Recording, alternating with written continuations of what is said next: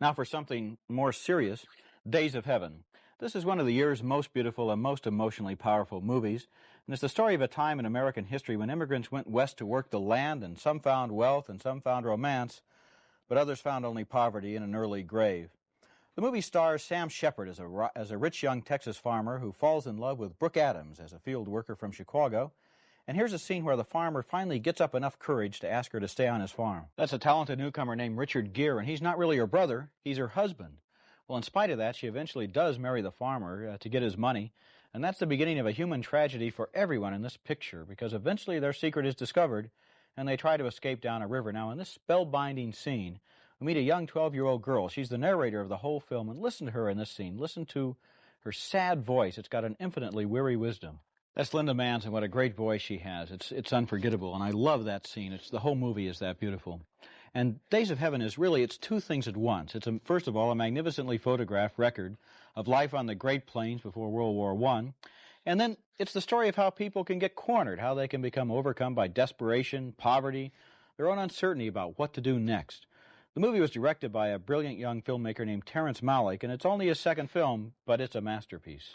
You know what I like about this picture is something that the movies can do so well when they're really good, and that is make you forget you're in a movie seat, take you away to a totally different world. In a way, this picture is as strange and as foreign with its photography and sounds as Star Wars, and I really think it's very beautiful. The voice, I don't know, maybe it's a little too much ain't the working class really smarter than the so-called smart guys, but my God, what a film to take us away from movies. I agree, and one of the nice things is you have this love triangle and you think, oh no, not another soap opera on the plains or something, but nature is so big and so overwhelming. The sky is so big, the plains are so wide that the story just seems to fit into that and as its own kind of little rural tragedy. It's sort of hopeless story, though, too. I felt sad. And we both say yes to Days of Heaven, a hauntingly beautiful film about migrant farm workers before the First World War. Terrence Malick's Days of Heaven.